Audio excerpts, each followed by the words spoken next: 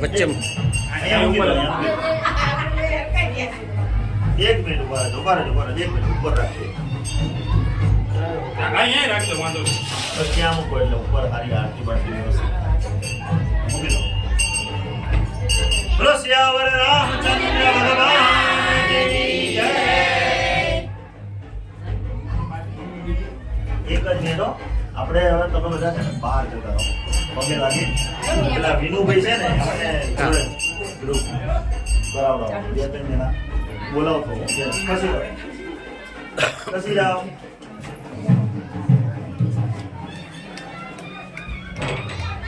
બહાર તો બહાર બેસો બધા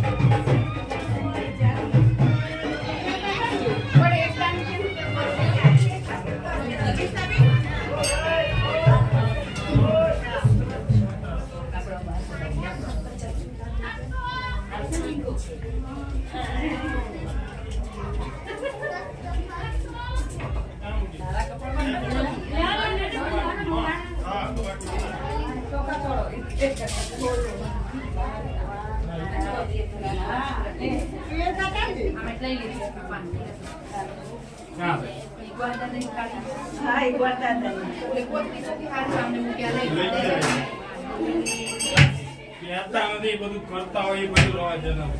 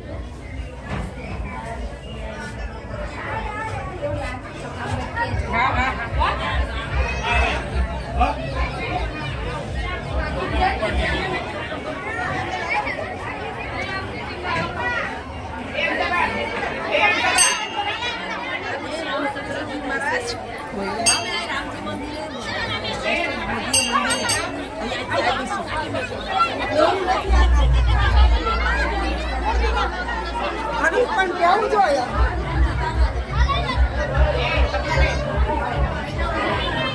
પૈસા દેવાના જોજે કોણ ભઈલાઈ કીધું છે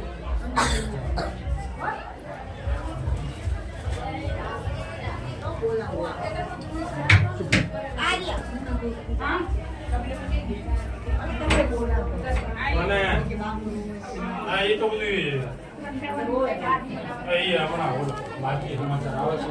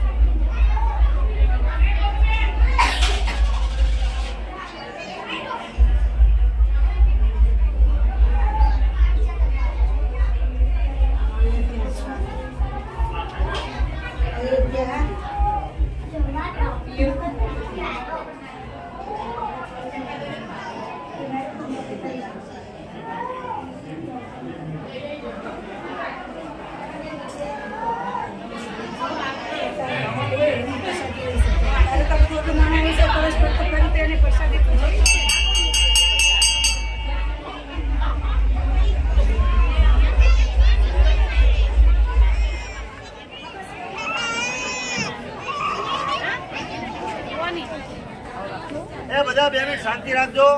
આ આવેલા જે આપણા RSSના મહેમાનો છે એમને કંઈ કહેવું છે.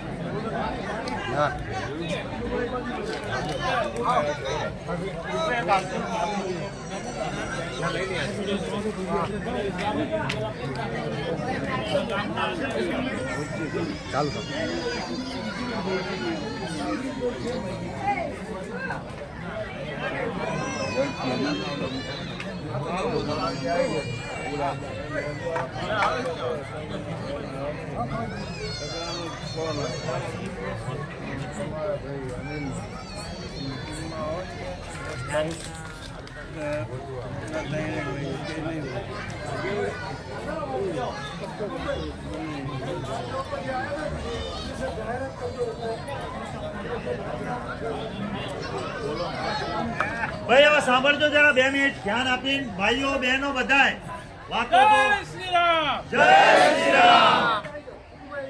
હવે આપણે તો ધોળકા તાલુકો થોડા આગળ એ સાંભળજો. આ બાજુ આવી જાઓ છેલ્લે સુધી ચલો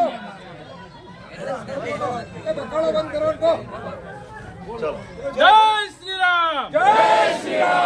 આપણો આમ તો ધોળકા તાલુકો ખૂબ ભાગ્યશાળી છે. 84 થી લઈને 92 સુધી આપણા કાર સેવકો હજુ આકડા હતો.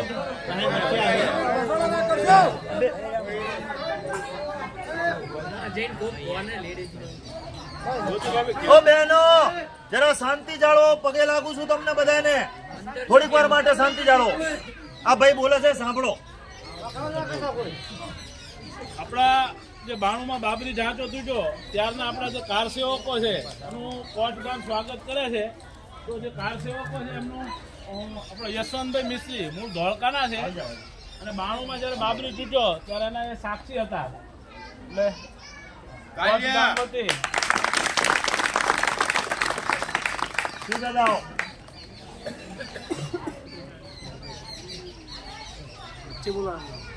આગળ આવતા આગળ આવી જાઓ. યશવંતભાઈ આગળ આવી જાઓ. જગ્યા છે. જય શ્રી રામ. બીજા આપણા જે કાર સેવક હતા સોંઢાજી ઠાકોર મૂળ ધોળકાના જ છે અને 92 ના જે ઢાંચો તોડ્યો એના સાક્ષી હતા. આવી જાઓ.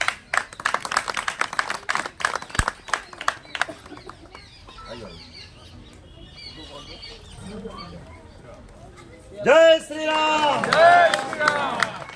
જય શ્રી રામ. બીજા જે કાર સેવક હતા એ રમણભાઈ ચુનારા આપણા ધોળકાના જ છે. ધોળકા એમનું દેવની સાલમાં બાકીઓ જેલમાં રહેતા. દાદીની જેલમાં રહેલા છે. તમે હતા? જય શ્રી રામ. આપણા માન્ય જિલ્લા સંચાલક જે છે એ વખતના વિશ્વ હિન્દુ પરિષદના મંત્રી હતા. અને એ દેવભાઈ દાદીની જેલમાં રહેલા છે. દેવના કાર સેવક છે. એ વખતે દેવની સાલમાં જે અમે કાર સેવા કરવા જઈ રહ્યા હતા ત્યારે માન્ય જે હરિભાઈ ભરવાડ છે ને એમના પિતાજી અમારી સાથે હતા જેલમાં 5 દિવસ. આગળ આવશો. અને રમણભાઈ અમારી સાથે જ હતા. અને આપણા ગામનું ગૌરવ. જય શ્રી રામ. રમણભાઈ આપણા ગામનું ગૌરવ કઈ દીધું. આવા જવો દાદા. કિરીટભાઈ બાબુભાઈ પારેખ. કિરીટભાઈ બાબુભાઈ પારેખ આપણા ગામનું ગૌરવ જે કાર સેવામાં ગયા હતા. આજે અત્યારે અહીંયા હાજર નથી, બહાર છે, પણ આપણે એમને યાદ કરવા પડે. જય શ્રી રામ. હવે તમારે કઈ બીજો કોઈ કહેવાનું કઈ અહીંયા આગળ આવજો. આગળ આવજો. હવે આપણને બધાને એવું થતું હશે કે આ બધા શું આયા અને શું છે વિષય. તો આપણને ખબર હશે કે રામ જન્મભૂમિ આંદોલન ચાલ્યું ત્યારથી બધાને ખબર હશે કે આપણા દરેક ઘરેથી સવા રૂપિયો દરેક હિન્દુઓનું યોગદાન હતું. એ પછી આપણે રામ પાદુકા, પછી આપણે ઈંટો મેકલી હતી અયોધ્યા. તો આપણા બધાના સહિયારા પ્રયાસથી આ રામ જન્મભૂમિ બની રહ્યું છે. તો જે અત્યારે આપણા ગામમાં કળશ આવ્યો એ અયોધ્યાથી એમાં ચોખા આવ્યા છે અને દરેક હિન્દુઓને આમંત્રણ છે કે એકવાર જીવનમાં અયોધ્યા જાય. એટલે આપણા ગામમાંથી આપણી ગામની સમિતિ બની છે. એ સમિતિ દ્વારા ભગવાન રામનો ફોટો અને જે ચોખા છે એ દરેક હિન્દુ ઘરે મળશે અને જીવનમાં બધા એકવાર અયોધ્યા જાય. કે આટલા આપણો 550 વર્ષના સંઘર્ષ પછી જે મંદિર બની રહ્યું છે અને દરેક હિન્દુનો સહયોગ રહ્યો છે. દરેક ગામમાંથી દરેક ઘરેથી તે વખતે સવા રૂપિયો ગયો હતો અને એના એ ભાગરૂપે હવે મંદિર બની રહ્યું છે ત્યારે પણ આપણું એમાં યોગદાન હતું. એટલે આપણે બધાને યાદ કરી અને આપણું જે સંગઠન છે એ સંગઠને દરેક ગામમાં દરેક ઘરે આ પોતે આ હેતુથી અમે આવ્યા હતા. અને હવે એની યોજના જે આપણી ગામની સમિતિ છે એ ગામની સમિતિ બનાવશે અને દરેક ઘરે આપણો ભગવાન રામનો ફોટો અને દરેક ઘરે ચોખા. ત્યારે 22 તારીખે જે આપણું રામ જન્મભૂમિની પ્રતિષ્ઠા થવાની છે તો એનું લાઈવ આખું બપોરનો જે સમય છે એ બપોરના સમયે લાઈવ કાર્યક્રમ રહેવાનો છે. તો ગામ એક યોજના બનાવે કે આખું ગામ 1-2 જગ્યાએ ભેગું થઈ અને આખી યોજના બને અને ગામ એમાં સંમલિત થાય અને જે પ્રતિષ્ઠા થવાની છે એ ગામ જોઈ શકે. બીજું આપણે જાણીએ છીએ કે ભગવાન 14 વર્ષ વનવાસ ગયા અને 14 વર્ષ પછી પાછા આવ્યા તો આપણે દિવાળી મનાવીએ છીએ. તો આ તો આપણો 550 વર્ષનો સંઘર્ષ છે. તો આપણે આ 550 વર્ષ પછી શું કરવું જોઈએ? દિવાળી મનાવવી જોઈએ કે નહીં? તો આપણા ગામમાં દિવાળી મનાવા છે? તો આપણે 22 તારીખે આપણા ગામમાં દિવાળી મનાવાય. દરેક ઘરે દીવા થાય, રંગોલી પૂરાય, નવા કપડાં પહેરાય, મીઠાઈ વહેંચાય.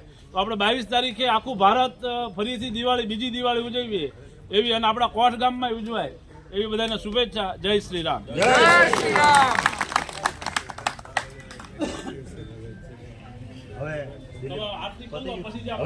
હવે બીજા જે ગામથી આવ્યા છે આપણે બુંદી ભૂરકી એ બધા લોકો આપણે મંડળના અંતર્ગત છે એ બધા પછી આરતી પછી બેસજો એટલે કઈ તારીખે કયા ગામમાં કળશ જાય એમાં કઈ વાલજી